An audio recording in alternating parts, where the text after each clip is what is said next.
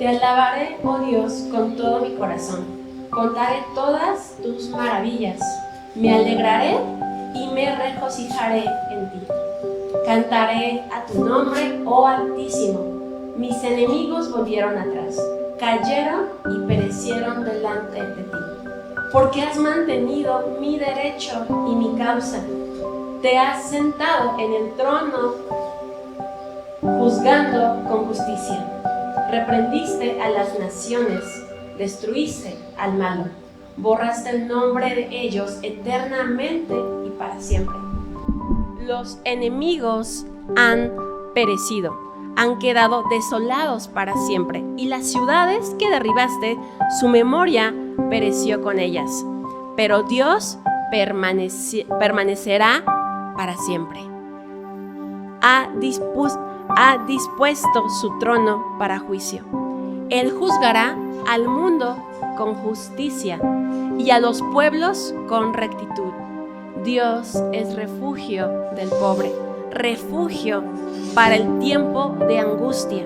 En ti confiarán los que conocen tu nombre, por cuanto tú, oh Dios, no desamparaste a los que te buscaron.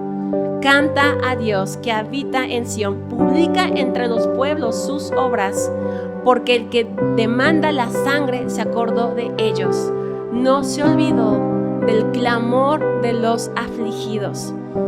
Ten misericordia de mí, Señor. Mira mi aflicción que padezco a causa de los que me aborrecen. Tú que me levantas de las puertas de la muerte, para que cuente yo todas tus alabanzas en las puertas de la hija de Sión, y me goce de tu salvación. Se hundieron las naciones en el hoyo que hicieron, en la red que escondieron fue tomado su pie. Dios se ha hecho conocer en el juicio que ejecutó. En la obra de sus manos fue enlazado el malo. Y Gajón Shelat, los malos serán trasladados al Seol, todas las gentes que se olvidan de Dios, porque no para siempre será olvidado el menesteroso, ni la esperanza de los pobres perecerá perpetuamente. Levántate, oh Dios, no se fortalezca el hombre, sean juzgadas las naciones delante de ti. Pon, oh Señor, temor en ellos. Conozcan las naciones que no son sino hombres. Shelat. Dios los bendiga, hermanos.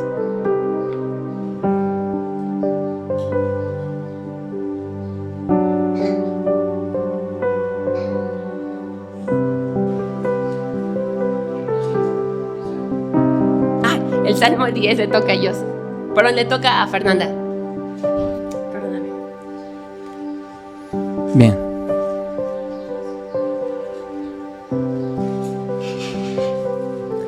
¿Me escuchan? ¿Sí? ¿Están contentos porque mañana hay puente o no? Porque podemos descansar un poquito, ¿no? Un poquito más. Fíjense que se me hace muy interesante, muy bonito estos últimos temas que vamos a estar viendo antes de llegar a Semana Santa. ¿Cuándo llegamos a Semana Santa? ¿Cuándo empieza Semana Santa? ¿El qué? No. 29 de marzo. ¿Y por qué empieza el 29 de marzo? Ahorita se los voy a explicar, no se preocupen. Les voy a explicar por qué cada año cambia Semana Santa y ando malabareando ahí con... Ya necesitamos comprar una trail para el que está predicando, ¿no creen? Ahí está bien. Sí, nada más que no se me vaya de ladito.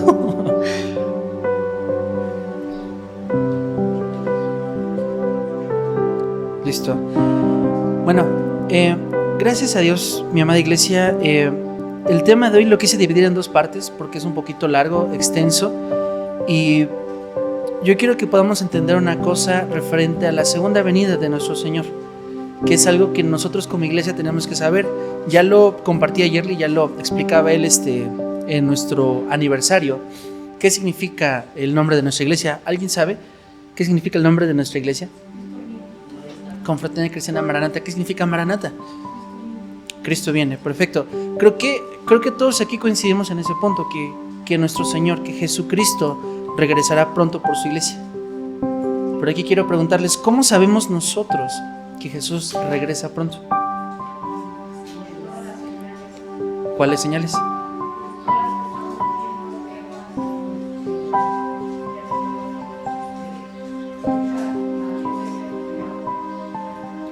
Ok.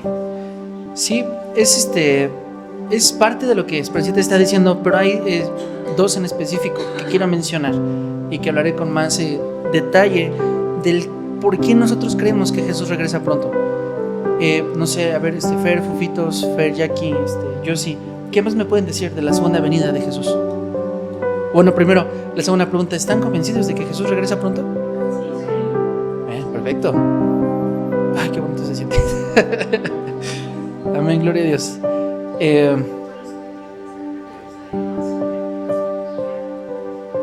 Ok, sí, tiene muchísimo que ver con eso. Yo sí.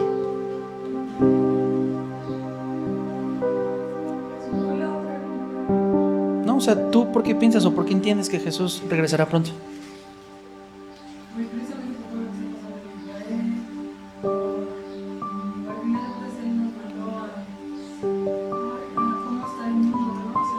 Sí.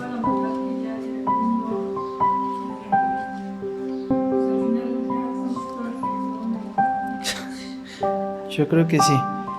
Mira, no estoy justificando a los de Sodoma y a los de Gomorra, pero por lo menos ellos entre humanos tenían sus asuntos. Ya ahorita, las cosas que estamos viviendo ahorita ya son en serio terribles. Ya mezclando animales, objetos inanimados y bueno, un sinfín de cosas que en verdad apuntan a una sola cosa, que la maldad se ha multiplicado muchísimo, sobremanera. Al final quiero compartir algo importante que parte yo les estaba hablando yo, de cosas que nosotros hemos vivido como congregación, como iglesia, y son cosas que en verdad apachurran nuestro corazón. Son cosas que nos duelen, que nos lastiman, pero nosotros sabemos que cumplen un propósito en el Señor. No son cosas que sean sueltas nada más porque sí. Pero bueno, vamos a orar y vamos a poner este tiempo en manos de nuestro Señor. Padre Santo, en el nombre de Jesús, mi Señor, te damos gracias, Señor, porque sabemos que esto procede de tu voluntad y procede de ti, Señor, el darte gracias por todo. Padre, sí, por las cosas buenas, Señor, por todo lo hermoso y bello que tú pones para nosotros, pero también, Señor, por las cosas malas. Padre, por lo complicado, por el quebranto, por el dolor, por el sufrimiento, Señor, porque sabemos que aún eso no carece de propósito para contigo. Padre, porque sabemos que esto aún tú lo has puesto con nosotros para hacernos entender cada vez más, Señor, tu excelente gracia, Señor, tu amor y sobre todo tu voluntad, Padre Santo. Mi Señor, gracias, Señor, y pongo ese tiempo en tus manos para compartir con mis hermanos, Señor, y con los que verán este video. Te damos gracias por todo el nombre de Cristo Jesús. Amén. Bien, pues como se los comentaba, el tema de hoy es la segunda venida de Cristo. Esta es la primera parte y voy a hablar únicamente respecto a las señales del fin, de cómo nosotros como iglesia, y esto en verdad vean lo importante por dos cosas. Uno, porque así se llama su iglesia, Maranata, Jesús viene, y cualquier persona que les pregunte, ok, pero explícame por qué Jesús ya viene, todos tenemos aquí que saber responder esa prerrogativa. Y segunda, porque en esa está la esperanza de todos los cristianos. Nuestra esperanza no está puesta en este mundo, nuestra esperanza no está puesta, no lo sé, en un terreno, en una casa, en un negocio, en una pareja, en nuestros hijos. Nuestra esperanza no radica en eso. Nuestra esperanza radica en que Jesús regresa por su iglesia, en que este mundo, en que esta maldad que nosotros conocemos va a tener un fin y se va a terminar por completo.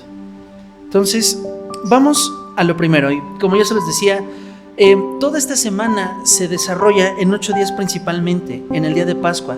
Edgar ya se los explicaba, desde la entrada triunfal de Jesús a Jerusalén, sentado Jesús en ese bollino, y esas personas alabando a Jesús con palmas, diciéndole, Hosana al que viene en el nombre del Hijo de David, Hosana al Hijo de David. Edgar ya se los explicaba, ¿qué significa Hosana?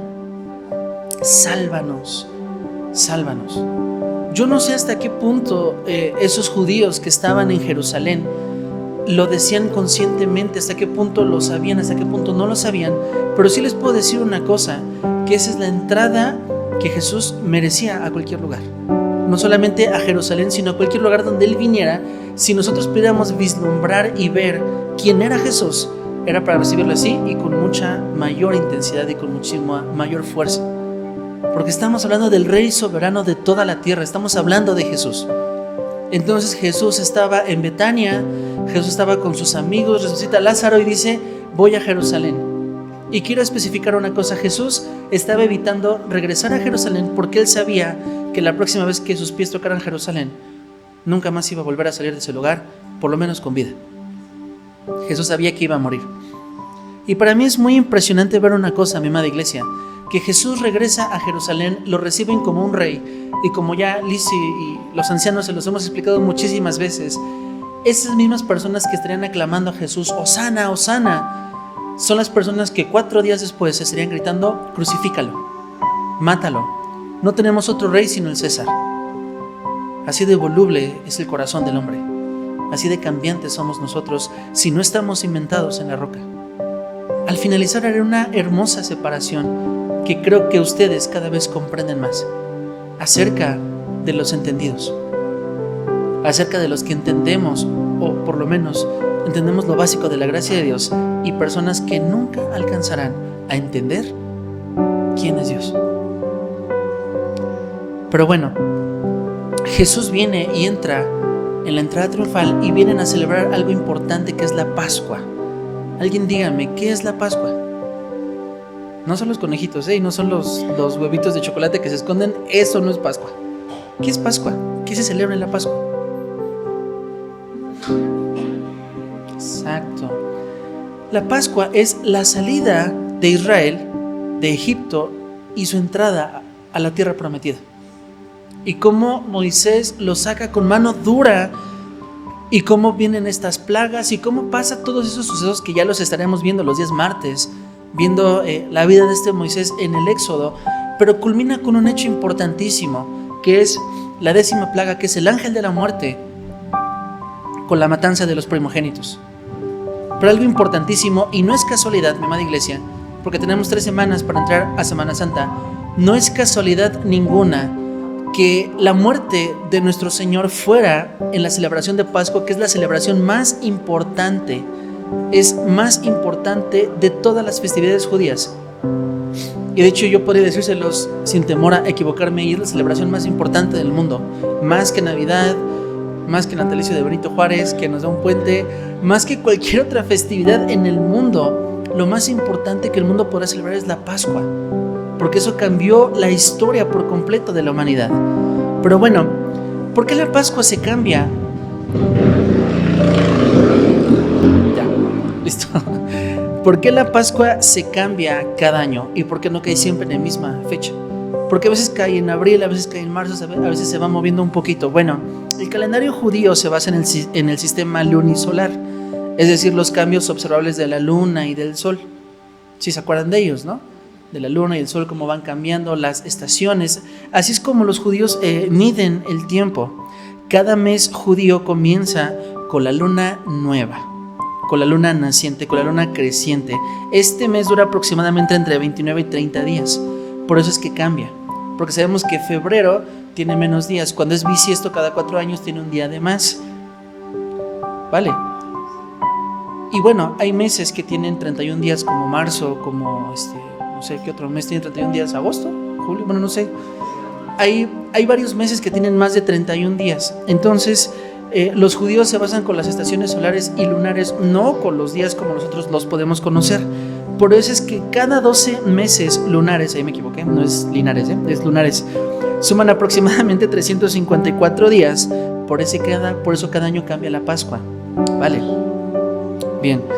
Pero vamos al inicio. Como ya se los explicaba yo, Jesús tiene esta entrada triunfal hacia Jerusalén, entra, y hay cosas muy importantes, porque Jesús, estos 4 días que está con los judíos, ese es el momento más importante, porque todos los judíos de toda Judea, de todas las regiones recónditas de Europa Occidental, se reúnen en un solo punto, que es en Jerusalén, para ofrecer ese sacrificio.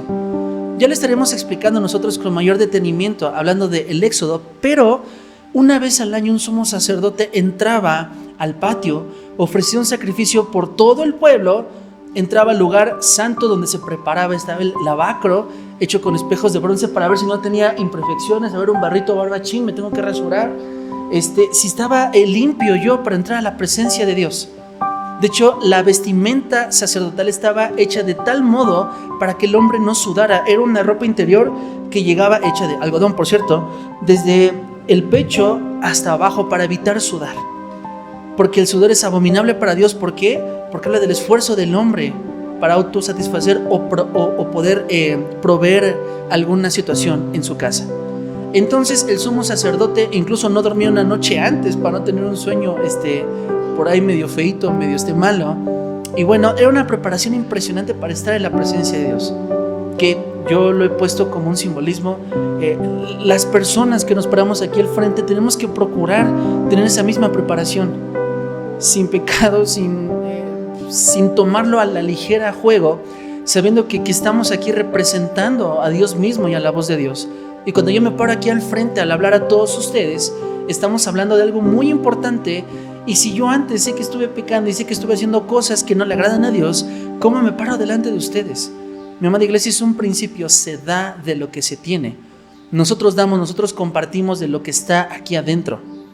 Yo no puedo agarrar la Biblia, la palabra de Dios, y ponerme delante de ustedes a hablarles hipócritamente, sabiendo cómo está mi vida y cómo está mi corazón. Por eso es importante saber que los que estamos aquí adelante tenemos una preparación previa delante del Señor para ministrarles lo que Dios ya nos ha ministrado antes. Y esos días que estuvo Jesús en Jerusalén y todos los judíos reunidos ahí, se hacía ese sacrificio por todo el pueblo. Y cada vez eso fue perdiendo mayor importancia, pero es importante entender que si el sacerdote no estaba bien preparado delante de Dios, el sacerdote caía muerto delante de la presencia de Dios. Y había un sumo sacerdote. Habían sacerdotes, habían levitas, músicos y cantores, pero había un sumo sacerdote que una vez al año entraba y ofrecía ese sacrificio por las personas y por el pecado de todas las personas que estaban ahí, de las 12 tribus de Israel. Y de hecho el sumo sacerdote, ya cuando entraba al lugar santísimo, ¿alguien recuerda qué había en el lugar santísimo? Estaba el tabernáculo, estaba el patio, estaba el lugar santo y el lugar santísimo, donde literalmente había un velo. ¿Y qué pasaba cuando el sumo sacerdote entraba al lugar santísimo? ¿Recuerdan? No, bueno, antes de eso descendía una nube que significaba una cosa, que la presencia de Dios estaba en ese lugar.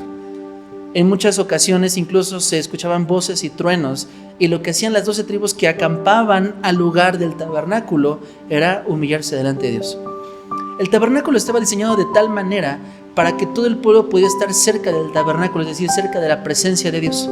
Estaban 3 tribus ubicadas en los 4 cuadrantes de este tabernáculo. Y cuando la presencia de Dios descendía, las personas bajaban su rostro al piso para reconocer que Dios estaba ahí.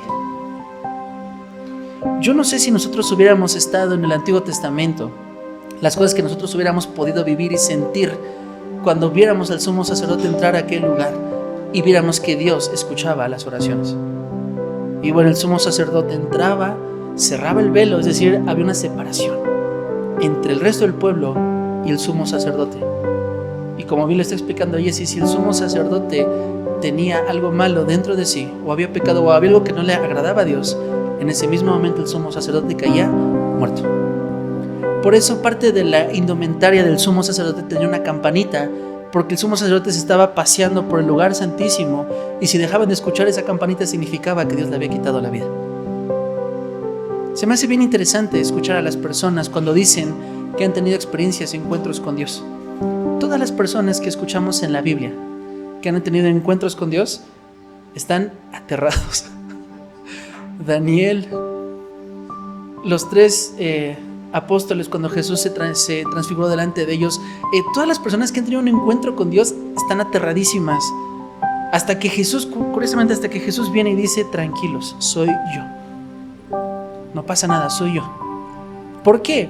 Porque Dios es un Dios santo, es un Dios perfecto, y nosotros que somos tan imperfectos, nosotros que somos tan, tan poca cosa delante de Dios, es impresionante la división que hay entre uno y otro. Por eso es que cuando se me acerca una personita y me dice, es que Dios me habló y Dios me dijo esto y esto y esto, yo nunca voy a desacreditar a ninguno de ustedes que me diga, Dios me habló y Dios me dijo esto, ok, adelante.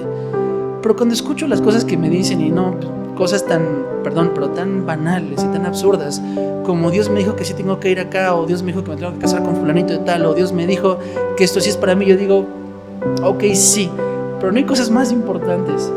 Curiosamente, los encuentros que Dios tiene con las personas les habla de todo menos de eso, menos de tus planes, menos de tu futuro. Te habla de lo que Dios quiere para ti y de lo perfecto que Él es, pero no nos habla de nuestras necesidades. Por lo menos primeramente no es así. Bueno, dentro del lugar santísimo, y perdón, se supone que esto es la introducción nada más. Dentro del lugar santísimo estaba la mesa de panes, estaba el arca del pacto, que adentro tenía la vara de Aarón, los panes sin levadura y las tablas de la ley. Todo lo que estaba en el lugar santísimo habla de una sola persona. ¿De quién? De Jesús. La vara de Aarón con la cual se ejecuta la voluntad de Dios, todo su poderío y su majestad, Jesús. La mesa de panes, el pan sin levadura, ese alimento de maná que Israel comió casi por 40 años. ¿Quién dijo yo soy el pan de vida? Es más, ¿quién dijo de sí mismo yo soy ese maná? Jesús. Y la ley. No necesito explicárselos en el monte de la transfiguración cuando Moisés y Elías se aparecen y Jesús al centro. La ley, toda la escritura se cumple en Jesús. Entonces es como si el sumo sacerdote estuviera face to face con Jesús, diciéndole, Señor, pues mira, pues aquí está mi lista, aquí están las 12 tribus y todo lo que hemos hecho mal en este año. Ojalá que el sumo sacerdote saliera vivo y dijera, Dios aceptó el sacrificio, tenemos un año más de perdón. Pero imagínense que de repente se muere el sumo sacerdote y chin, otro año sin perdón, a ver qué vamos a hacer, mi amada iglesia, mi amado pueblo de Dios. Por eso es tan significativo la entrada triunfal de Jesús. Porque esa entrada triunfal no nada más era para decir Hosana al Hijo de David, era para decir Hosana, aquí viene la redención del mundo, la redención de la humanidad, porque el pecado del hombre es tan palpable y tan horrible que destruye y carcome hasta lo más profundo del ser humano. Y vaya si lo hemos vivido en esta congregación y en este mundo, que el pecado te destroza y la única solución para el pecado es Jesús, no es el hombre. La solución no está en el hombre, la solución no está en la medicina, la solución no está en nosotros ni siquiera. La solución está en algo mucho más superior que incluso que los pastores, que los apóstoles, que cualquier persona que vaya en esta tierra. La solución está en Jesús, en nuestro Señor. Entonces, para mí la entrada triunfal es ver a ese rey sentado en un mollino, como se les decía Edgar, no en un elefante, no en un tanque, no en un BMW, no, en un burrito. Viene Jesús entrando y no sé si yo creo que nadie puede entenderlo en ese momento, pero era decir, ahí viene nuestro rey, ahí viene el Cordero que quita el pecado del mundo. Y viene a ser un acto impresionante. Jesús estuvo 3 días con ellos haciendo muchos milagros y muchas señales, porque no nada más habían judíos, habían muchas más personas ahí en ese lugar. Y dice que Jesús compartía y hacía milagros y hacía señales. ¿Y saben qué es lo más triste de todo eso? Lo dice en Juan capítulo 15, si no mal recuerdo. Y aún así no creyeron en él. Hay un canto que vamos a entonar en Semana Santa, que es de Josué Romero, que dice, si hubiera estado allí entre la multitud, unos quisiéramos pensar, no, pues seguramente yo sí le hubiera hecho caso, seguramente yo sí lo hubiera seguido, seguramente yo hubiera sido de los 12 que hubieran estado ahí con él. Lo más seguro, mi amada iglesia, es que hubiéramos estado con la bola de la borregada de la multitud, abucheando a Jesús, escupiéndole, apartándonos de él. Es lo más seguro que esa hubiera sido nuestra posición. Hubiéramos estado ahí con todos gritando, crucifícalo. Que hasta cierto punto, mi amada iglesia, nosotros formamos parte de esa crucifixión por nuestro pecado. No me acuerdo quién lo decía, si fue Ana o fue Jos, no me acuerdo quién lo dijo. No, fue mi mamá. Decía, se pueden imaginar, y eso ya lo voy a explicar aquí cuando hable referente al tema de la crucifixión, pero ustedes se pueden imaginar cargar el pecado de la humanidad en un solo hombre. Mi amada iglesia, yo no puedo ni con mis propios pecados, ni con mi propia conciencia y culpa, enfermedades y maldición, cargar con el pecado de todo el mundo. Híjole, terriblemente debió haber sido esto. Pero llega el cuarto día. Llega el cuarto día antes de la preparación para lo que conocemos como la última cena, y Jesús está predicando en el pórtico de Salomón, y se agarra ahí un debatidero impresionante de Jesús contra los fariseos, que si ustedes piensan que yo soy duro, deben leer esa historia. Deben de leer esa historia, y ahorita la vamos a leer, por cierto. Pero Jesús les dice: hipócritas, fariseos, ustedes son de lo peor. Y la situación se pone tan tensa que Jesús se tiene que apartar por un lado, y los apóstoles se acercan con Jesús y les dicen: ¿ya viste el templo? Oye, Jesús, ¿ya viste qué maravilloso está este templo y este lugar? Es una de las 7 maravillas del mundo antiguo, el templo de Salomón. Bueno, vamos a ver qué sucede. Vamos a Mateo 23, por favor.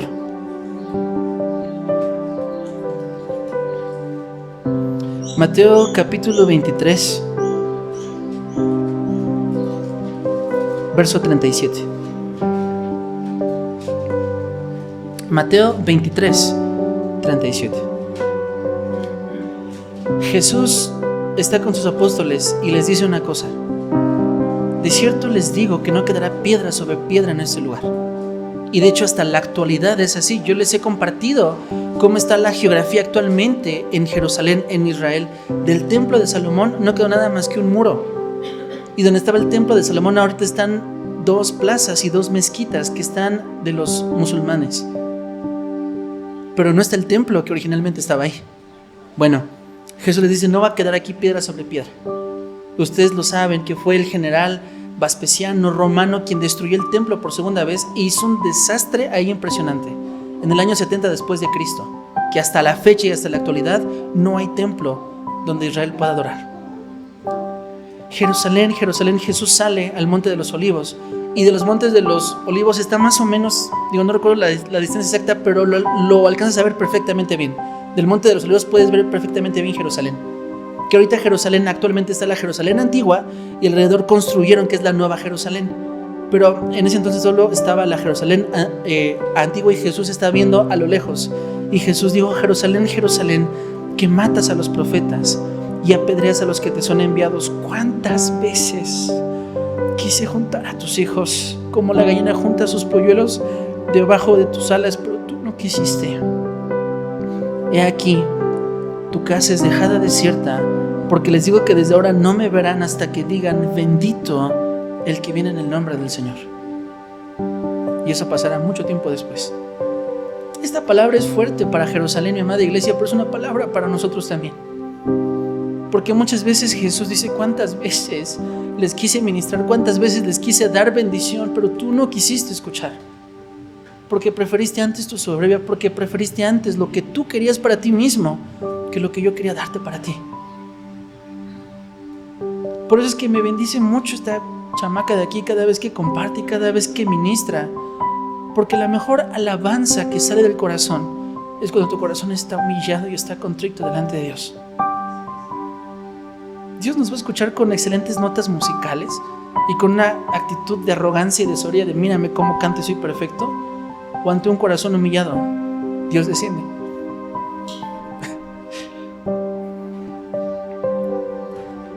Bueno, mi amada iglesia, espero yo en el Señor que seamos sensatos, y que si Dios nos quiere juntar bajo sus alas, estemos bajo sus alas. El que habita el abrigo de Dios, al que mora bajo su presencia. Yo quiero estar bajo la presencia de Dios, yo quiero estar en ese lugar seguro, porque ya intenté antes por mis propios méritos, ya intenté con mis recursos, ya intenté con los placeres de este mundo, ya intenté de una y otra manera, y no hay nada que me sacie, sino mi Señor solamente. Solo en mi Señor tendré esa fuente de agua viva. Y se apartaron con él 3. Me voy a ir un poquito más rápido porque no quiero detenerme más, pero lo dice en el Evangelio de Marcos. Marcos 13, 3 al 4, y cuando quieran buscarlo. Pero cuando Jesús sale al monte de los olivos y ya fue esta rebambaramba de Jesús contra los fariseos y las personas que estaban ahí, solamente hay 4 personas que se acercan con Jesús, que es Pedro, Juan, Santiago y Andrés. Y se acercan con Jesús aparte. Jesús estaba aparte en el monte de los olivos y le dicen: Señor, ¿cuándo será el final de este tiempo? ¿Cómo sucederá el final de todas estas cosas? Señor, cuéntanos, ¿qué pasará? Porque Jesús muchas veces habló del fin del mundo, Jesús muchas veces habló de cómo acabaría todo esto que tú y yo conocemos. Pero aquí la pregunta es, ¿cómo sabemos que eso es cierto? Bueno, ¿cómo saber que el tiempo está cerca? Y nuevamente, se los pregunté en un inicio, ¿cómo saben ustedes que el fin del mundo está cerca? Porque de hecho hay muchos que se mofan y se burlan diciendo, pues lo que dice Mateo 24 pasa todo el tiempo. ¿Cómo sabemos que eso va a pasar? Pero bueno, perdón, mis imágenes, ya saben que soy bien gráfico yo siempre. Mateo 24, verso 3. Primero lo leo y después nos damos punto por punto. Y estando él sentado en el monte de los olivos, los discípulos se le acercaron aparte diciendo, dinos, ¿cuándo serán estas cosas y qué señal habrá de tu venida y el fin de este siglo? Respondiendo Jesús les dijo, miren que nadie les engañe, porque vendrán muchos en mi nombre diciendo yo soy el Cristo, y a muchos van a engañar. Y oiréis de guerras, van a escuchar de guerras y rumores de guerras. Miren que no se turben porque es necesario que todo esto acontezca, pero aún no es el fin. Porque se levantará nación contra nación y reino contra reino, y habrá pestes y hambres y terremotos en diferentes lugares, y todo esto será el principio de dolores. Entonces los entregarán a tribulación y los van a matar, y serán aborrecidos por todas las gentes por causa de mi nombre. Muchos tropezarán entonces, se entregarán unos a otros, y unos a otros se aborrecerán.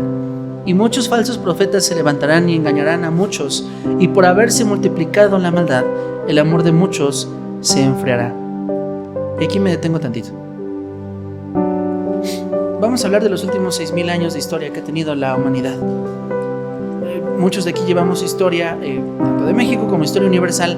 Han habido muchísimas guerras, muchísimos terremotos, muchísimas pestes, hambrunas y calamidades que han azotado a la tierra. ¿Por qué yo podría valerme de esto para decir que el mundo está por terminar si todo esto ha sucedido siempre? Con las guerras y rumores de guerras y temblores y terremotos y pestes y hambrunas. ¿Cómo sabemos que eso forma parte de las señales del fin del tiempo si todo el tiempo está pasando? Ese es el primer punto importante que necesito que entiendan. A ver, la clave está en lo que dice en el verso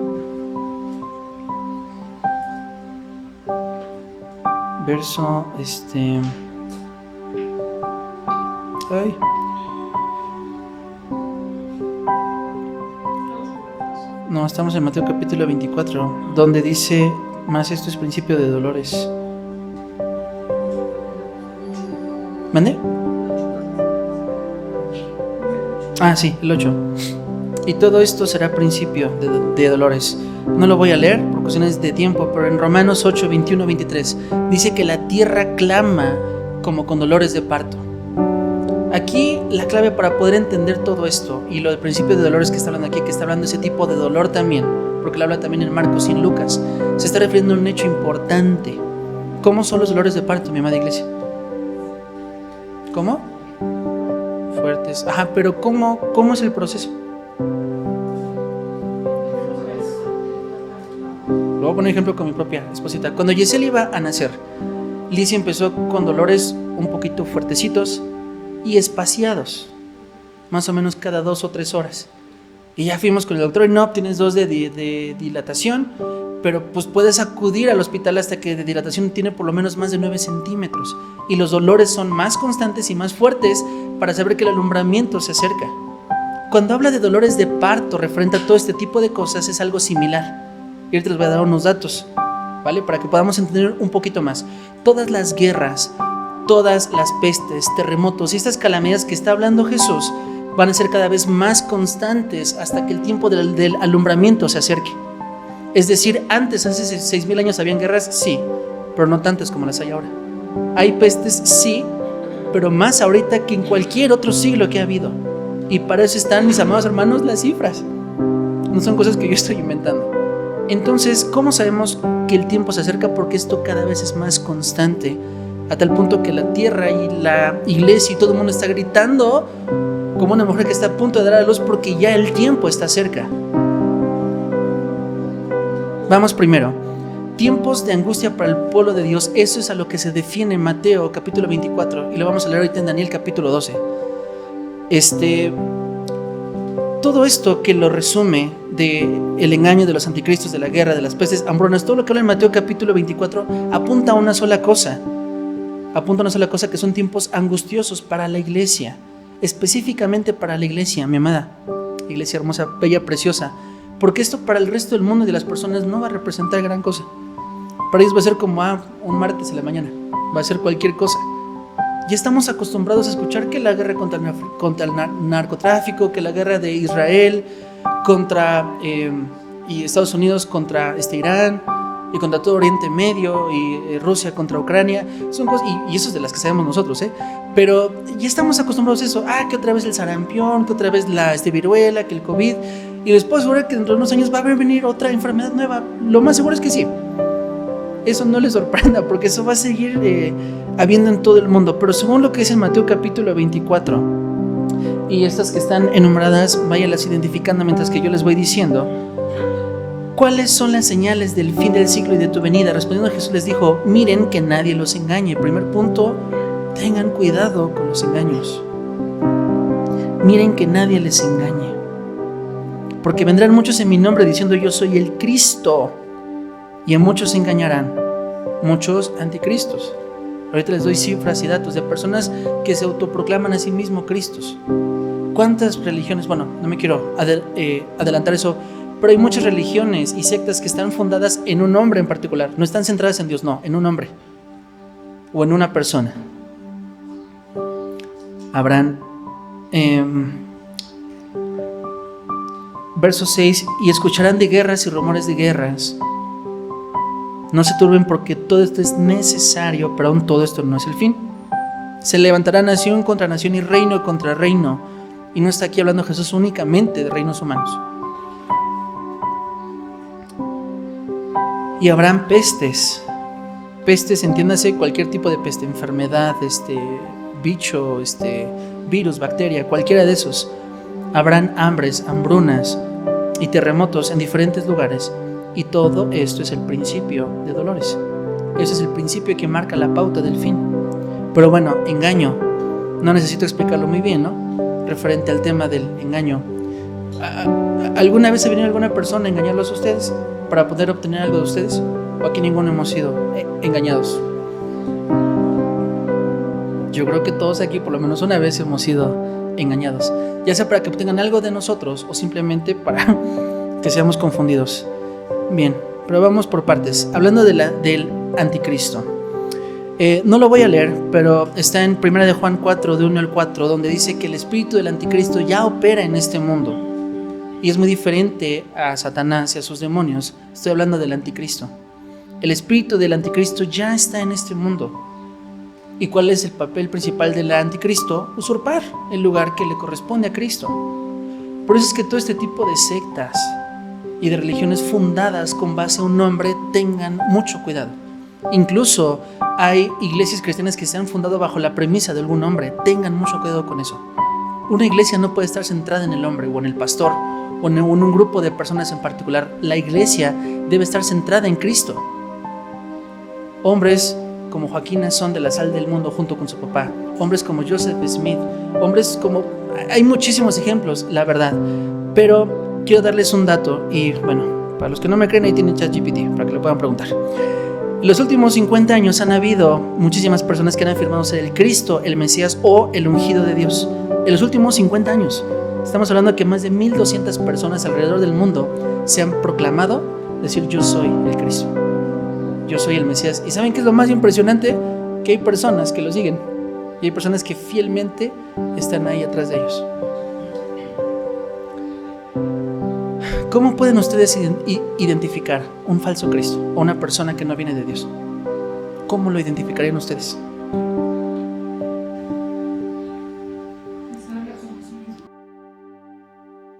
¿Listo? Vale, perdón por esa interrupción. Hay una manera muy práctica de saber los que no vienen de Cristo. Y es uno, porque no le van a dar la gloria a Cristo. Cualquier persona que no venga de Dios, cualquier persona, incluso espíritu inmundo, que no venga de Dios, no puede confesar ninguna acción o hecho que tenga que ver con nuestro Señor Jesucristo. Si hay una persona que se para aquí a darse gloria a sí mismo o a darse gloria a cualquier otra cosa que no sea Dios o que no sea Cristo, no viene de Dios. Es imposible, es un principio infalible, es una herramienta poderosa que ustedes tienen para darse cuenta los que vienen de Dios y los que no vienen de Dios. Si una persona, por más bien parecida que esté y por más bonito que hable y te endulce el oído, es más, por más señales que tenga esta persona y que te pueda demostrar y que te haga milagros, pero si no le da la gloria a Dios, tengan cuidado, porque toda la gloria va dirigida a Dios, siempre. Eso el mismo Jesús lo hacía. No buscaba su propia gloria, siempre lo dirigía al Padre también. Eso es lo que viene de nuestro Señor. Guerras y rumores de guerras. En los últimos 6,000 años que lleva la humanidad de historia, han muerto alrededor de 600 millones de personas. Un tercio de esta cifra, 200 millones, han sido muertos en los últimos 100 años a partir de la Primera Guerra Mundial. ¿Entienden esto que les estoy diciendo? De toda la historia de la humanidad han habido N cantidad de muertos. De esta N cantidad de muertos, más de un tercio y más de esta gran parte han sido muertos en los últimos 100 años. ¿Se dan cuenta de la cifra impresionante que es esto? Y eso búsquelo en ChatGPT, en cualquier libro de historia. Los últimos muertos que han habido por guerras en los últimos 100 años han sido más que en casi toda la historia de la humanidad en esos últimos 100 años. ¿Se dan cuenta que sus dolores de parto ya están gritando? Ya están con 8.9 de dilatación. ¿Se dan cuenta? Las 9 potencias mundiales, es decir, países, suman alrededor de 12,000 o 13,000 armas nucleares y de destrucción masiva. Incluso aunque sean bombas ecológicas como la bomba de hidrógeno, son diseñadas para matar personas. Bueno, según las cifras declaradas, y ojo, declaradas, porque yo no creo que ningún país declare a ciencia cierta cuál es su poder armamentístico y nuclear, porque no les conviene.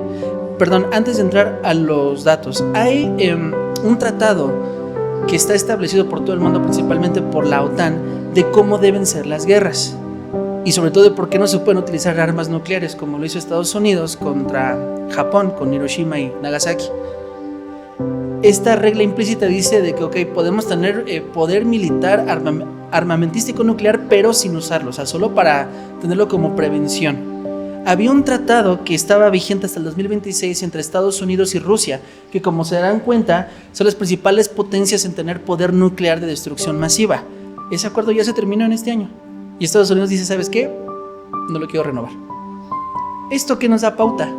A que si en algún momento se quieren ir a los trancazos, ellos pueden utilizar todo este tipo de poder militar destructivo. Pero bueno, según lo declarado por las propias naciones, Estados Unidos tiene 5,300 ojivas nucleares, Rusia 5,900 ojivas nucleares, Francia 290, China 600, Reino Unido 225, Pakistán 175, India 170, Israel 90 y Corea del Norte 50 ojivas nucleares, siendo todas estas que se tienen que utilizar nada más el 1% de estas para destruir el mundo completamente. Si con 2 bombas nucleares y no tan desarrolladas como están ahorita destruyeron 2 ciudades completas, ¿cuántas se ocuparán para destruir a las naciones completamente? Bueno, pestes y hambrunas. Esa es una cifra del 2026. Alrededor de 670 millones de personas padecen hambre en el mundo. Perdón, es que estaba ya cansado cuando estaba escribiendo ayer y por eso me estoy comiendo ahí las hambres. Tenía tanta hambre que me comí la... Cada año mueren alrededor de entre 7 y 8 millones de personas por hambre, ya sea por desnutrición severa o por inapnición, es decir, por no comer. Los virus y las enfermedades cada vez son más fuertes y mutan, haciendo muy difícil su contención y propagación. Es impresionante que, aunque la ciencia haya aumentado y tengamos tanta innovación, tantos estudios, tantas vacunas, la mayor causa de mortandad a nivel mundial es por enfermedades, es por virus, son por bacterias. No es por causa natural, no es por violencia, no son por guerras, es por esto. Alrededor de 45 millones, es decir, esto representa el 85% de las muertes totales en el mundo, son por enfermedades o por bacterias, es decir, por pestes, como lo decía Jesús. Aquí les voy a dar unas cifras. El tifus mató a 4 millones de personas, la plaga del posquiniano 25 millones de personas, el SIDA 30 millones de personas hasta la fecha y contando, gripe española 50 millones de personas, influenza 52 millones de personas, peste negra 200 millones de personas, bueno que esto fue entre el 1300 y el 1500 más o menos, peste bubónica y sarampión, 305 millones de personas, y el COVID hasta la fecha, 7 millones de personas y contando. Y les puedo asegurar que van a seguir saliendo nuevas enfermedades. Incluso las que ya estaban controladas, como el sarampión, está siguiendo a dar brotes y sigue matando personas. Esto nos deja ver una cosa en claro: el hombre no tiene control de absolutamente de nada. Por más innovación y por más ciencia, por más un sistema excelente de salud que pudiéramos tener en México para vacunarnos todos, van a seguir muriendo personas por ese tipo de enfermedades, porque los virus mutan, porque los virus cambian. Ya no sé en qué variante va la del COVID, pero cada año tiene que seguir sacando variantes, justamente porque fue algo que Dios prometió y algo que Dios dijo. Esto va a seguir habiendo y va a seguir aumentando. Es impresionante que de estas cifras, en los últimos 100 años, es cuando más enfermedades han habido. Es cuando más enfermedades han estado con nosotros. Pero nuevamente, comparto esto con ustedes. Todo esto es un tiempo de angustia para el pueblo de Dios. Nuevamente lo voy leyendo otra vez. El engaño, los anticristos, las guerras, las pestes, hambrunas, terremotos. Bueno, búsquenlo también. Según los datos sismológicos de todo el mundo, lugares como México, lugares como Japón, lugares como Turquía, a cada rato tienen terremotos y desastres. México está sobre una falla, sobre una placa tectónica, sobre la falla de San Andrés, que recorre hasta Estados Unidos. Esto nos quiere decir que algún día, pues algún día va a valer gorro México, y se va a caer todo. Y no solamente México, sino en todos los lugares. Persecución. Esto es importante y lo menciono rápido. La persecución de la iglesia del Señor no se va a vivir tal vez, por lo menos de manera directa, como se vivía en los tiempos de los primeros cristianos, de que nos van a perseguir, nos van a echar en la cárcel y nos van a matar y nos van a hacer esto y lo otro. No se va a vivir de esa manera directa. La persecución se va a vivir de otra manera. ¿Y cómo? A través de las ideologías que el mundo comparta para las personas. Yo, como cristiano, si hablo y digo que estoy en contra del homosexualismo o en contra del LGTB, me van a decir: ese es un discurso de odio. De hecho, cada vez que yo predico y queda grabado, estoy en un terrible riesgo, porque ustedes no tienen idea de yo que subo los videos cada vez que me mandan mensajes de aguas con lo que estás hablando, porque puede ser censurado, te pueden clausurar tu canal. Es más, si yo aparezco leyendo la Biblia en un video, eso también es penado y lo quitan de redes sociales. Yo les había hablado de que ya hay un movimiento por parte del gobierno para que nosotros mandemos nuestros sermones con anticipación y ellos vean lo que nosotros vamos a compartir, para decir esto sí y esto no. Para que si yo quiero hablar algo que no va de acuerdo a la ideología de este mundo, pues va a haber problemas, ¿no? Y represalias según la ley. De antemano les digo, nosotros como hijos y como cristianos no podemos ceder eso. Es similar a lo que hizo este pastor Dietrich Bonhoeffer en Alemania. Él era pastor de una iglesia cristiana y de repente llegó por ahí las fuerzas de Hitler y de la SS para decirles: es que ¿sabes qué? Tienes que poner la bandera con la suástica y tienen que hacer un juramento hacia Hitler. Y Dietrich Bonhoeffer dijo: no, lo único que merece reconocimiento es nuestro Señor Jesucristo, Hitler no. Y bueno, por esa razón lo mataron y lo ahorcaron con cuerdas de piano. Si tienen la oportunidad de leer libros de este Dietrich Bonhoeffer, son muy recomendables. Hay uno que él escribió estando en la cárcel que se llama El precio del discipulado, que lo escribió justo estando en ese proceso. Pero bueno, nosotros no vamos a ceder nunca ante las presiones de este mundo, incluso ante las presiones de la iglesia, de que me digan: es que me tienes que aceptar así como soy. Si yo quiero pecar y yo quiero hacer esto, me tienes que aguantar. Cada vez las iglesias son más acomodadas a las necesidades de las personas. Pues te quieres emborrachar, pues bueno, emborráchate. Te quieres tener relaciones extramaritales, pues bueno, va, ahora sale. Te quieres drogar, pues bueno, pero nada más que sean naturales, que sean hongos y que sean marihuana, dale. Todo ese tipo de cosas que nosotros sabemos que podemos decir: yo no puedo dar mi brazo a torcer. Nos van a tachar a nosotros de rígidos y de jueces y de fariseos, pero hay cosas a las cuales no podemos ceder. Es decir, no, lo que es pecado se le seguirá llamando pecado. Y por el contrario, busquemos santificarnos más. Pero ahorita les voy a dar un hecho interesante respecto a eso. Pero bueno, los falsos profetas, esos abundan como no tienen idea, mi amada iglesia.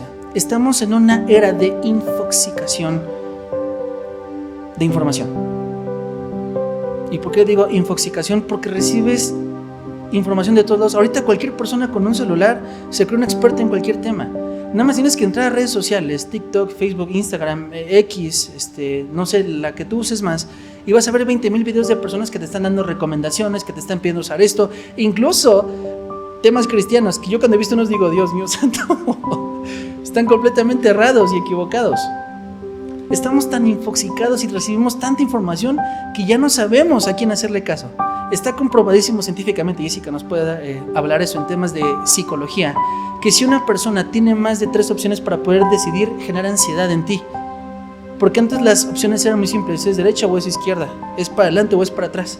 Ahorita tienes tantas opciones que dices, ¿para dónde voy? ¿Cuál tomo? ¿Cuál es la buena? Eso es lo hermoso de conocer a nuestro Señor, que Dios te dice, hay un solo camino y es por aquí. No hay libertad de poder decidir por 20,000 caminos, porque es uno solo y ese camino se llama Jesús. Solamente tenemos una opción, es seguirlo y decir, Señor, a donde tú me mandes yo voy. Pero bueno, esos falsos profetas hay por todos lados, mi amada iglesia, y quiero leerlo rápidamente porque por lo menos ahorita puedo hablar de esta congregación, no tenemos problemas en identificar a un falso maestro que se disfraza de muchas maneras, Puede ser series, pueden ser películas, pueden ser cualquier cosa que vienen cargadas de mucha ideología de lo que yo quiero que tú pienses. Con base en eso tenemos muchas maneras y mucha información de poder recibir y de generar nuestro propio constructo de lo que nosotros pensamos que es bueno y es malo. Con esto me refiero a una sola cosa: tengan cuidado con lo que ven, porque no todo es bueno. Yo no les voy a prohibir como los pastores de antes decirte, no, es que eso es del diablo. Tú ten cuidado con lo que estás viendo y ponle un filtro a lo que dejas que entre y penetre tu corazón. Yo he visto personas apartarse de la iglesia y del Señor porque le llevan un libro, o porque ven una película, o porque piensan esto y el otro. Si no estamos cimentados sobre la roca, fácilmente vamos a ser movidos. Principalmente ustedes tengan cuidado, y tengan cuidado con lo que sus hijos, nietos o los niños chiquitos que tienen con ustedes, tengan cuidado con lo que están viendo, con lo que reciben de sí. Porque no va a venir una persona a decir, yo soy un falso profeta y te voy a decir algo. O sea, no lo va a hacer así. Él tiene maneras muy sutiles de poder trabajar y de poderse meter, incluso dentro de las congregaciones. ¿Y cómo me doy cuenta? Porque la figura más atacada por todo este tipo de cosas es el modelo de la familia. El papá siendo papá, la mamá siendo mamá y teniendo hijos. Es atacadísimo. De hecho, ahorita, en pleno 2026, nosotros somos los raros por estar casados, un matrimonio heterosexual y tener 2 hijos. Eso está penadísimo. ¿Cómo se te ocurre? Tendría por lo menos uno que ser gay y tienes que adoptar al otro y tienes que identificarte como un perro al otro, un terrier. O sea, este mundo está patas para arriba. Pero bueno, respecto a los falsos profetas, quiero centrarme con los que se dicen ser cristianos y no lo son. Mateo 23, y me voy rápido. Entonces habló Jesús a la gente y a sus discípulos diciendo, en la cátedra de Moisés se sientan escribas y fariseos, así que todo lo que les digan, guárdenlo y háganlo, mas no hagan conforme a sus obras, porque dicen y no hacen, porque atan cargas pesadas y difíciles de llevar y las ponen sobre sus hombros de los hombres, pero ellos ni con un dedo quieren moverlas. Antes hacen todas estas obras para ser vistos por los hombres, pues ensanchan sus filacterias y extienden los flecos de sus mantos y aman los primeros asientos de las cenas y las primeras sillas en las sinagogas y las salutaciones en las plazas, y que los hombres los llamen rabí, rabí. Pero ustedes no quieren que les llamen rabí, porque un solo maestro tienen y es Cristo. Todos ustedes son hermanos y no deben llamar Padre nuestro a nadie, porque uno es vuestro Padre y está en los cielos. Ni aun seáis llamados maestros, porque uno es vuestro Maestro, el Cristo, el que es mayor de todos ustedes, que sea vuestro siervo, porque el que se enaltece será humillado y el que se humilla será enaltecido. Mas hay de ustedes, escribas y fariseos hipócritas. Yo lo cambio aquí, aguas ustedes, cristianos hipócritas, porque cierran el reino de los cielos delante de los hombres, pero ni aun ustedes entran ni los dejan entrar. Hay de ustedes, cristianos hipócritas, porque devoran las casas de las viudas y con pretexto hacen largas oraciones. Por esto recibiréis mayor condenación. Hay de ustedes, cristianos hipócritas, porque recorren mar y tierra por hacer un prosélito, y una vez hecho lo hacen 2 veces más hijo del infierno que ustedes. Hay de ustedes, ciegos, guías de ciegos, que dicen, si alguno jura por el templo no es nada, y si alguno jura por el oro del templo es deudor. Insensatos y ciegos, porque ¿cuál es mayor, el oro o el templo que santifica el oro? También dicen, si alguno jura por el altar no es nada, pero si alguno jura por la ofrenda que está sobre él es deudor. necios y ciegos, porque ¿cuál es mayor, la ofrenda o el altar que santifica a la ofrenda? Pues el que jura por el altar jura por él y por todo lo que está sobre él, y el que jura por el templo jura por él y por el que lo habita, y el que jura por el cielo jura por el trono de Dios y por aquel que está sentado en él. Ay de ustedes, cristianos hipócritas, que diezman la menta y el eneldo y el comino, y dejan lo importante de la ley, la justicia y la misericordia y la fe. Esto era necesario hacer sin dejar de hacer aquello. Guías ciegos que colan el mosquito y se tragan el camello. Ay de vosotros, cristianos hipócritas, porque limpian lo de afuera del vaso y lo del plato, pero por dentro están llenos de robo y de injusticia. Cristiano ciego, limpia primero lo que está dentro del vaso y del plato para que también lo de afuera sea limpio. Ay de ustedes, cristianos hipócritas, porque son semejantes a sepulcros blanqueados, que por fuera la verdad se muestran hermosos, mas por dentro están llenos de huesos, de muertos y de toda inmundicia. Así también ustedes por fuera a la verdad se muestran justos a los hombres, y por dentro están llenos de hipocresía e iniquidad. Ay de ustedes, cristianos hipócritas, porque edifican los sepulcros de los profetas y adornan los monumentos de los justos. Y ustedes dicen, si hubiéramos estado vivos en esos días de nuestros padres, no hubiéramos hecho cómplices de la sangre de los profetas. Así que dan testimonio contra ustedes mismos, que son hijos de aquellos que mataron a los profetas. Ustedes también llenan la medida, ustedes también llenad la medida de vuestros padres, serpientes, generaciones de víboras, ¿cómo escaparán a la condenación del infierno?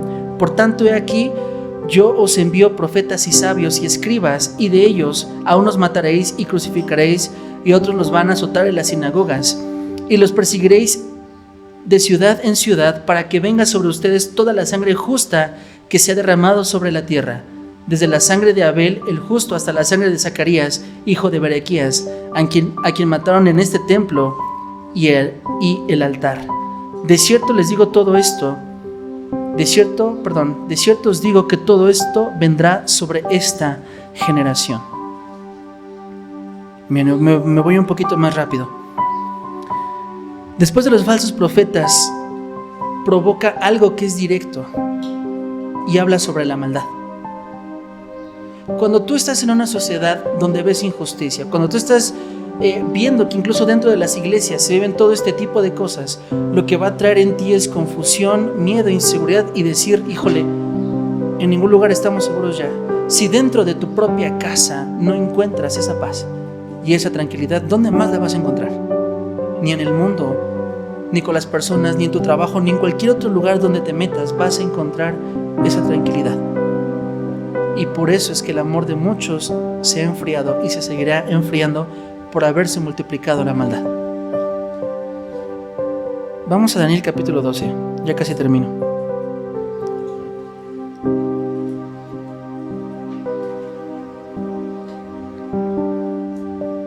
Que justamente está hablando aquí Daniel referente al tiempo del fin. Hay muchas más señales referente al fin, yo le estoy poniendo nada más unas cuantas. Daniel capítulo 12, verso 1. En aquel tiempo se levantará Miguel, el gran príncipe que está por parte de los hijos de tu pueblo, y será tiempo de angustia cual nunca fue desde que hubo gente hasta entonces. Por eso es que lo titulé tiempos de angustia para el pueblo de Dios. Será un tiempo de angustia como no hubo antes. En aquel tiempo será libertado tu pueblo de todos los que se hallen escritos en el libro, y muchos de los que duermen en el polvo de la tierra serán despertados, unos para vida eterna y otros para vergüenza y confusión perpetua. Los entendidos resplandecerán como el resplandor del firmamento, y los que enseñan la justicia de la multitud como las estrellas a perpetua eternidad. Pero tú, Daniel, cierra las palabras y sella el libro hasta el tiempo del fin.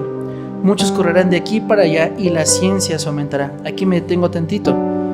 De todos estos 6,000 años que les he hablado de historia, es impresionante ver cómo la ciencia ha aumentado en los últimos 100 años. En todo aspecto. Antes de la Primera Guerra Mundial prácticamente no había tecnología, muy poca y muy escasa. En esos últimos 100 años, híjole, dense cuenta de lo mucho que hemos avanzado. En todo aspecto, tanto en la ciencia como armamentísticamente, como en tecnología, como en información, es impresionante la cantidad de poder que tenemos a través de un solo aparato ahorita. Básicamente todo el mundo se mueve a través de tu celular. cuentas bancarias, contactos, familia, aplicaciones, todo lo que puedas pensar lo puedes hacer a través de tu celular. Insisto, no es malo. Todo lo que depende de es malo no es, depende del uso que tú le des. Pero al fin y al cabo es una señal que Dios dejó establecida. La ciencia se aumentará. Verso 5. Yo, Daniel, miré, y aquí dos que estaban de pie, uno de este lado del río y el otro del otro lado del río. Y dijo un varón vestido de lino que estaba sobre las aguas del río. ¿Algo le suena parecido? ¿Qué varón estuvo parado sobre las aguas del mar? ¿Cuándo será el fin de estas maravillas? Y oí al varón de lino que estaba sobre las aguas del río, el cual alzó su diestra y su siniestra del cielo y juró por el que vive por los siglos de los siglos, que sería por tiempo, tiempos y la mitad de un tiempo. Ahorita explico eso, no se preocupen. Todas estas cosas serán cumplidas. Y yo oí, mas no entendí. Dije, Señor, ¿cuándo será el fin de estas cosas? Él respondió, anda, Daniel, pues estas palabras están selladas para los tiempos del fin. Muchos serán limpios, emblanquecidos y purificados. Aquí necesito que entiendan una cosa. Los que decidan estar en el remanente del Señor cada vez serán más entendidos, cada vez serán más limpios y más santos ante el Señor. Pero incluso dentro de la iglesia, los que decidan ensuciarse y los que sean impíos, ninguno entenderá porque procederán impíamente, pero los entendidos comprenderán. Verso 11. Y desde el tiempo que se ha quitado el continuo sacrificio hasta la abominación desoladora, habrán 1290 días. Bienaventurado el que espere y llegue a 1335, y tú irás hasta el fin y reposarás, y te levantarás para recibir tu heredad al fin de los días. No voy a hablar ahorita de temas referente al tema de Apocalipsis, pero por algo y por una razón, Jesús, en este caso Dios, le dijo a Daniel cómo serían los tiempos al final y lo estableció en estos tiempos. En Apocalipsis ya nos da una cifra exacta del tiempo, tiempos y la mitad de un tiempo. El tiempo está hablando de una semana, que son 7 años. Tiempos, 3.5 años y 3.5 años, y la mitad de un tiempo, 3 años y medio. Se los he explicado muchas veces, pero el Apocalipsis va a ocurrir completamente en 7 años. Pero el descaro abismal por parte del anticristo, que aquí Daniel se está refiriendo a él como la abominación desoladora, será específicamente en 3 años y medio. Por eso lo vamos a ver dentro de 8 días. Bien, aquí me detengo tantito porque no quiero hablar de la venida de Jesús todavía. Eso lo hablaré dentro de 8 días. Pero Jesús está compartiendo todo esto con sus apóstoles y les está diciendo cuál es la señal del fin, con un propósito en particular, diciéndoles: tu esperanza está puesta en esto, en que yo regresaré por ti. Así los cristianos de antigüedad se saludaban diciéndose: Maranata, Jesús regresará. Porque ellos lo habían conocido, ellos habían sabido quién era su Señor. Ellos sí habían visto al mero Rey, a la luz del mundo, al Verbo de Dios habitando en esta tierra, actuando con ellos. Por eso es que su esperanza estaba puesta en decir: oye, tranquilo, regresará. Cuando padecían persecución, cuando padecían hambre, cuando los mataban en el Coliseo romano, cuando los propios judíos los rechazaban y les decían: este no es el Cristo, cuando básicamente, yo no lo dudo, que padre y madre los hayan rechazado por causa de Cristo, todo eso les costó una cosa: les costó su vida completa por seguir a Cristo. Pero decían: Maranata, nuestro Señor regresará. No lo voy a dar ahorita porque es muy largo, pero Jesús estuvo en la última cena con sus 12 apóstoles, incluido Judas, y dijo muchas cosas con ellos. Les lavó los pies, les dio instrucciones, pero después de acabar esa cena con ellos y habiendo dándole la instrucción de la cena del Señor, se fueron a un huerto que estaba cerca de Jerusalén, en una lomita arriba que se llama Getsemaní. Y Jesús estuvo en aquel huerto, y solo quiero leer esa historia para poder finalizar esto. E igual vamos ahí en Mateo capítulo 26.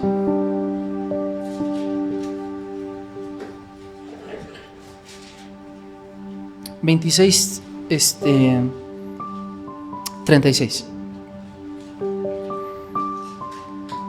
Entonces llegó Jesús con ellos a un lugar que se llama Getsemaní, y dijo a sus discípulos: sentaos aquí, entre tanto que voy allí y lloro. Y tomando a Pedro y los 2 hijos de Zebedeo, es decir, Jacobo y Juan, comenzó a entristecerse y a angustiarse en gran manera. Entonces Jesús les dijo: mi alma está muy triste hasta la muerte.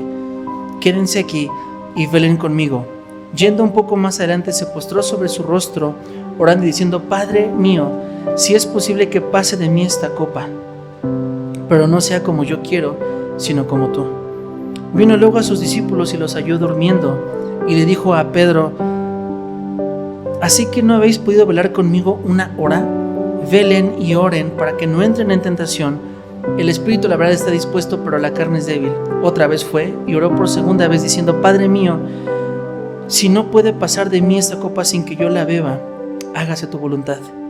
Vino otra vez y los halló durmiendo, porque los ojos de ellos estaban cargados de sueño. Y dejándolos, se fue allí de nuevo y oró por tercera vez, diciéndoles las mismas palabras. Entonces vino a sus discípulos y les dijo: descansen, duerman ya. He aquí, ha llegado la hora. El Hijo del Hombre es entregado en manos de pecadores. Levántense, vámonos. Vengan, se acerca el que me entrega. Todos sabemos, por supuesto, quién entregó a Jesús. ¿Quién entregó a Jesús? Perfecto. Quiero hacerles una pregunta antes de desglosar esto. En otro de los evangelios se nos menciona que el proceso que Jesús tuvo en el Getsemaní fue un proceso de tal angustia que incluso sudaba sangre.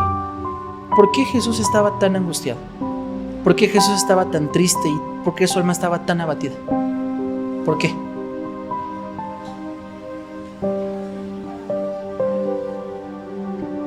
Sí, por supuesto, porque iba a ser separado de su Padre. ¿Por qué más? A ver, siempre se los he compartido y se los he dicho. En Semana Santa hacen mucha alusión al proceso y al maltrato físico que tuvo Jesús. Y no lo estoy menospreciando. Mira, mi amada iglesia, a ver, ¿a quién de ustedes que les digan: ¿sabes qué? Son las 12:54, es casi la 1, a las 2 van a venir por ti y te van a matar? Y no te van a matar bonito, te van a agarrar a latigazos, escopitajos, se van a burlar de ti, te van a quitar la ropa por completo y te van a crucificar. ¿Tú estarías contento? No sé si les ha pasado alguna vez que saben que van a vivir un proceso difícil y no quieren ni llegar, no quieren que sea ni siquiera el día siguiente. Dices: no, es que no quiero estar ahí. Ahora, sin minorizar lo que Jesús vivió, Jesús no le tenía miedo a lo que iba a pasar físicamente. Hacemos mucho énfasis en eso, en el viacrucis y los latigazos y escupitajos y los clavos traspasando sus manos y sus pies, en la corona de espinas, que yo insisto siempre, eso yo me lo merecía.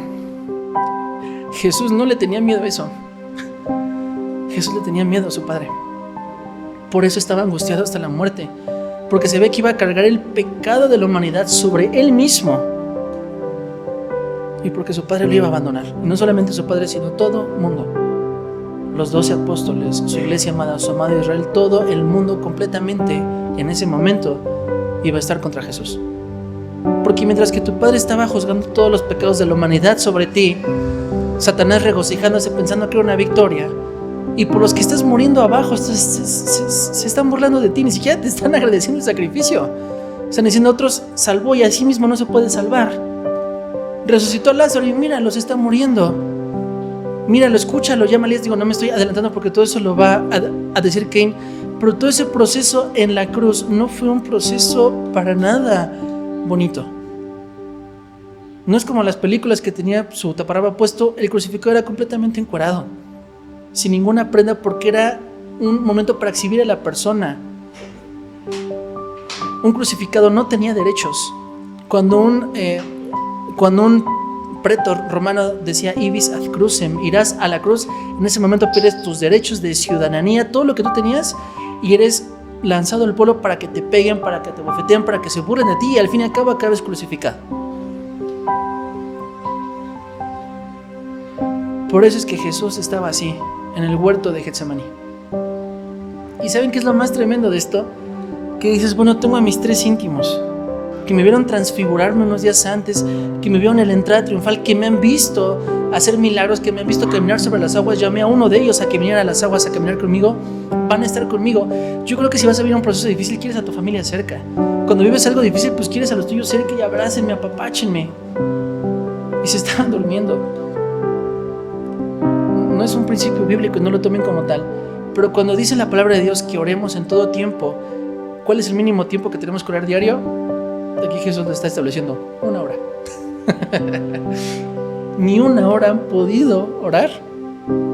Oramos 5 minutos y bueno, pues ¿qué sigue? ¿Qué vamos a hacer? Vámonos.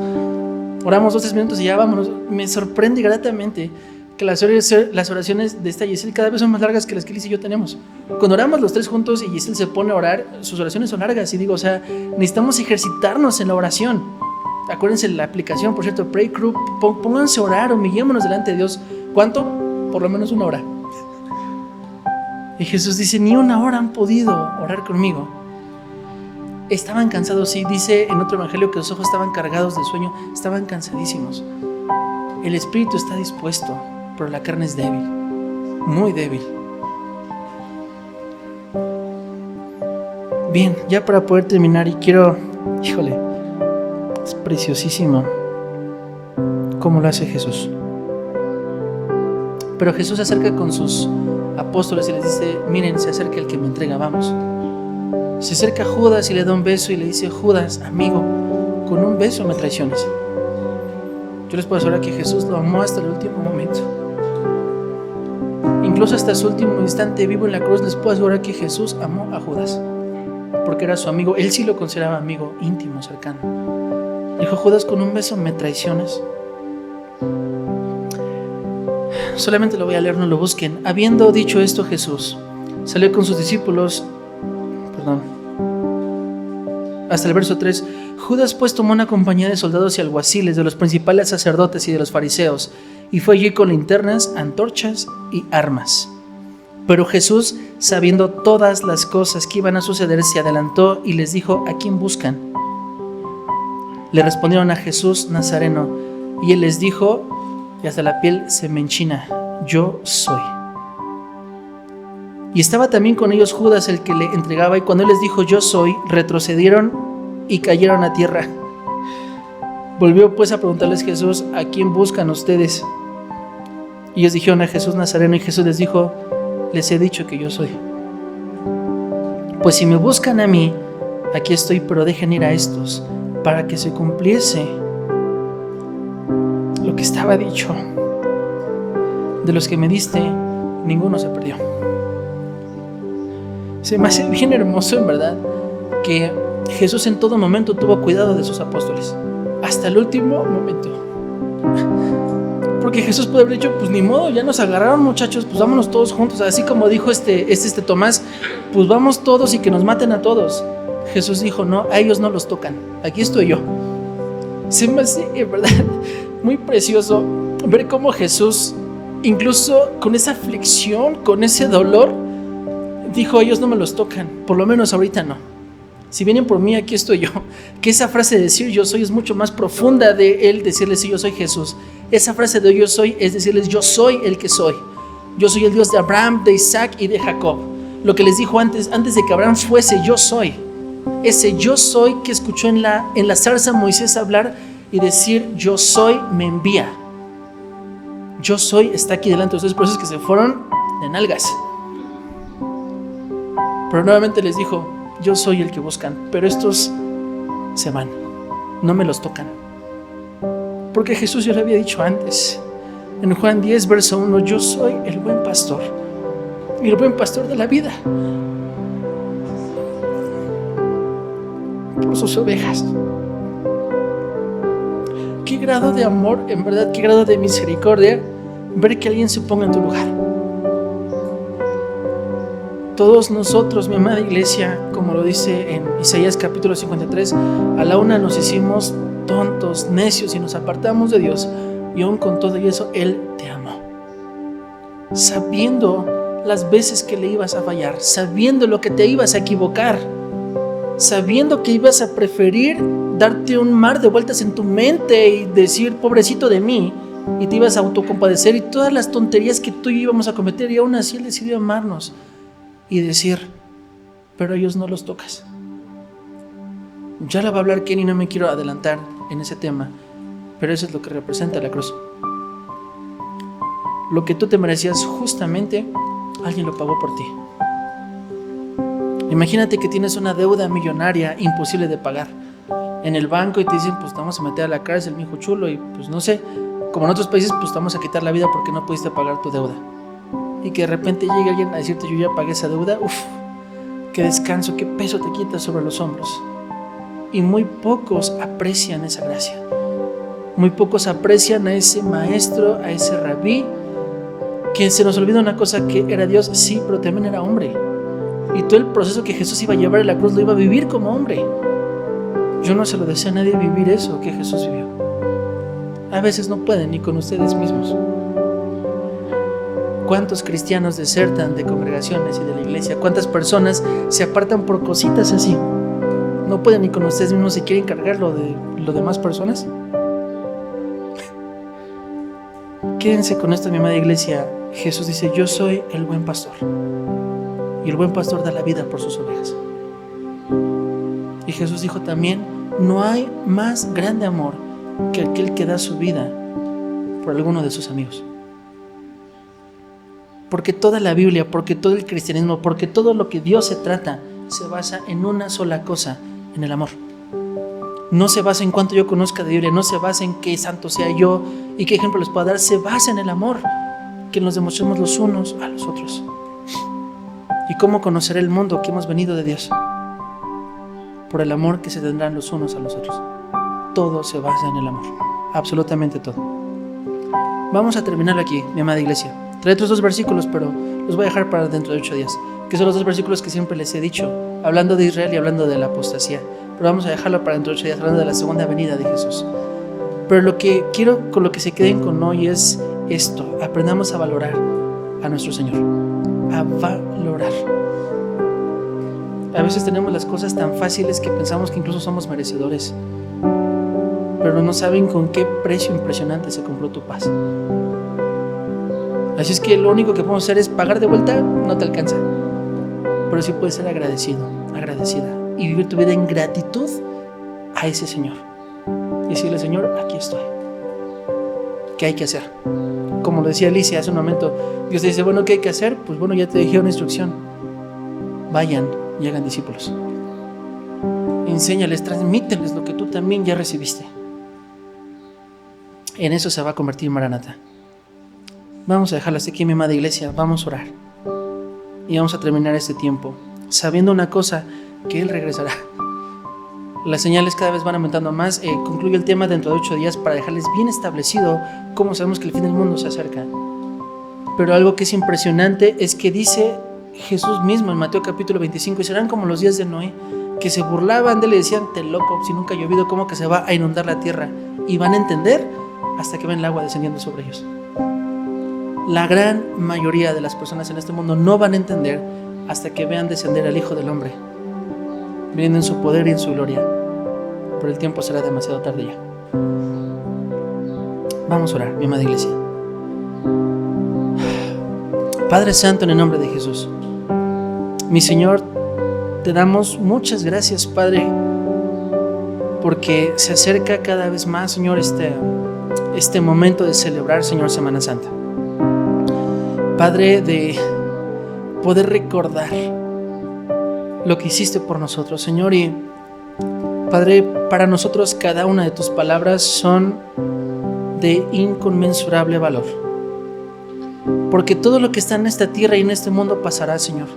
Ideologías, palabras, gobiernos, políticas, todo esto se acabará, pero tu palabra es eterna, y lo que tú has dicho será establecido por siempre y para siempre, y no hay quien las pueda mover porque es tu palabra, mi Señor. Pero lo que respecta a tus hijos, a nosotros, permítenos recordarlo, Señor, y con entendimiento saber, Señor, lo que tú hiciste por nosotros. Ese verbo humanado, ese verbo encarnado, que se despojó de su gloria y descendió a habitar entre nosotros para enseñarnos un camino más excelente. Porque hoy, después, Señor, de 2000 años, seguimos predicando esa misma palabra y seguimos creyendo en ese mismo Dios aquí en México, un lugar tan distante, Señor, de Israel. Padre, que en todo el mundo se escuche tu palabra, que en todo el mundo sepamos quién eres tú. Padre, porque esa es la última señal, Señor, que tú diste acerca de tu venida en Mateo capítulo 24, y este evangelio será compartido por todo el mundo. Así es que déjanos hacer con liberalidad lo que nos corresponde hacer a nosotros, que es compartir tu palabra, que es decir quién eres tú y lo que has hecho por nosotros. Padre, así como lo decía yo, Señor, Padre, que no nos olvidemos, Señor, de que tu diestra sigue estando sobre nosotros, de que sigue siendo un Dios poderoso, un Dios que actúa, un Dios de milagros, un Dios sanador, un Dios que intercede por nosotros. No nos permitas olvidarnos, Señor, de ese Dios maravilloso que eres tú. Y si nos olvidamos, Señor, vuélvenos a recordar quién eres tú. Padre, gracias por cada uno de los que estamos aquí, Señor. Padre, los pongo y nos ponemos delante de tu presencia para ser entendidos una vez más. Padre, te damos gracias por todo. En el nombre de Cristo Jesús. Amén. Y amén. Amén. Bueno, amada iglesia, ¿tienen dudas, preguntas, algo que quieran comentar? Lizzy. ¿Sí?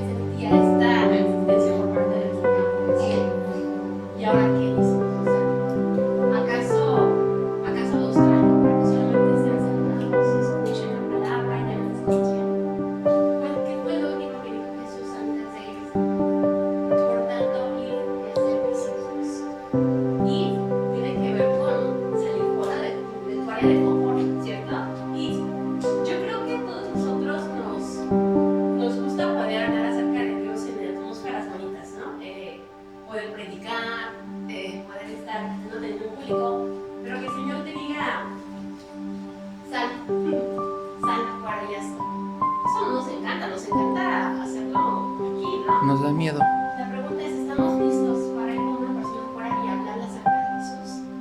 ¿Estamos listos para dar una palabra puntual? ¿Estamos listos para decir, puedo orar por ti y orar por esa persona? ¿Acaso estamos listos?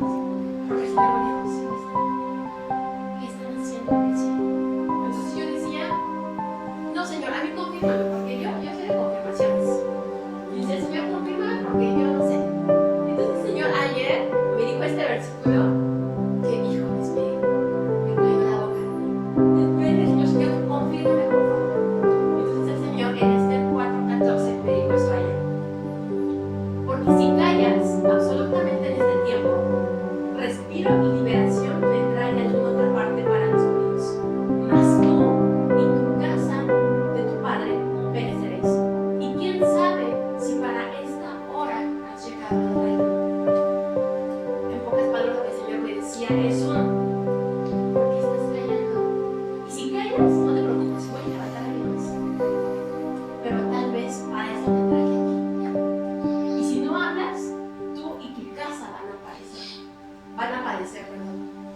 Así que para mí esto fue como por tanto, iglesia, discípulos en la iglesia. Creo que se nos ha dado palabra, somos una iglesia fuerte, somos una iglesia que nos amamos, que amamos a Jesús.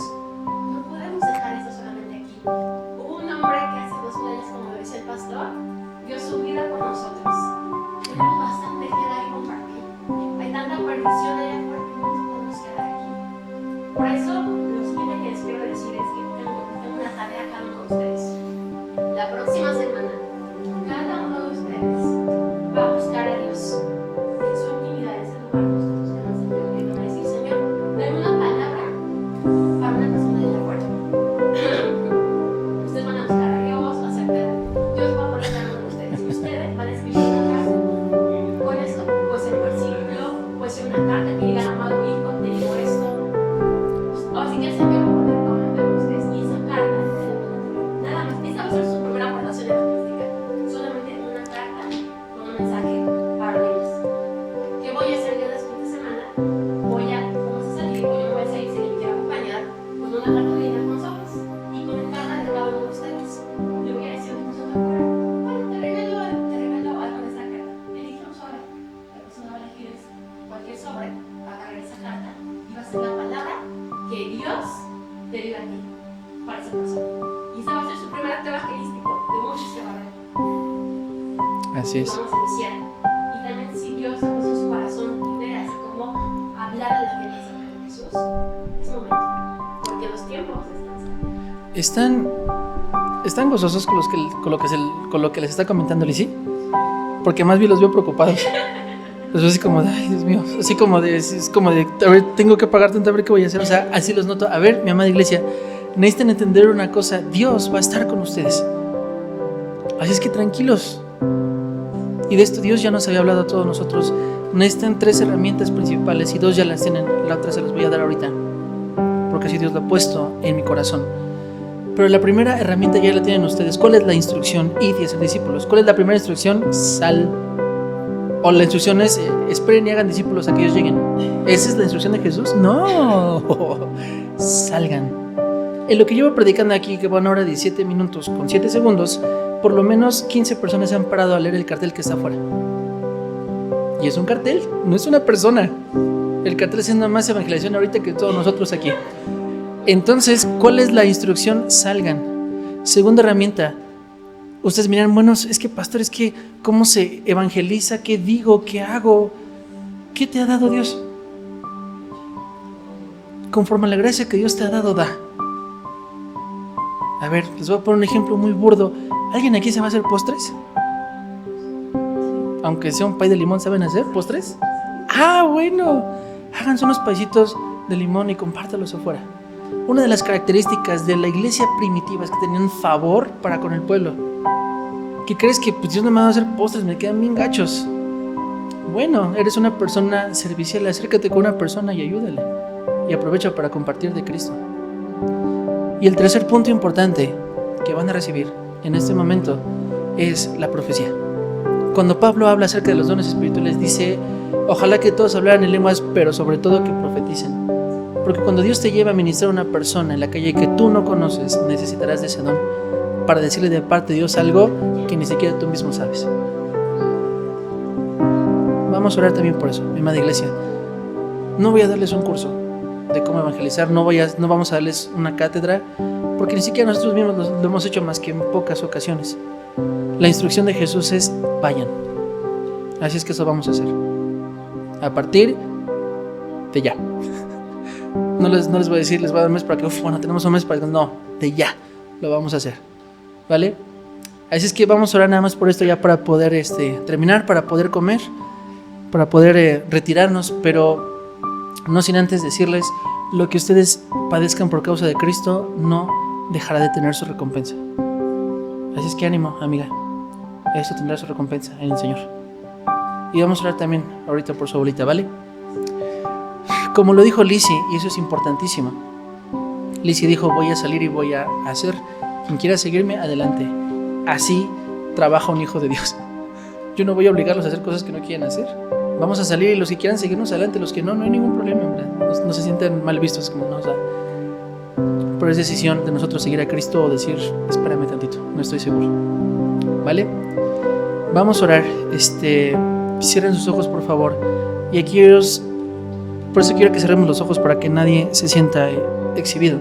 También yo voy a cerrar los míos, pero aquellos que quieran recibir esa promesa de parte de Dios, necesito que extiendan su mano hacia adelante para que lo puedan recibir, ¿ok? Vamos a orar. Y Padre Santo, en el nombre de Jesús, mi Señor, estamos aquí, Padre, para obedecerte. Padre, yo no quiero que esa promesa nos sea quitada y esa bendición de compartir tu palabra, Señor, sea de alguien más. Padre, porque nosotros queremos ser tus manos. Padre, porque nosotros queremos ser tus pies. En el nombre de Jesús, nosotros queremos ser tus ojos y tu boca. Y que seas a través de nosotros. Así es que, Padre Santo, en el nombre de Jesús, y para ustedes, iglesia, para quien quiera recibirlo, Señor, Padre, danos ese don de profecía. En el nombre de Jesús. Que venga y descienda, Señor, sobre tu iglesia.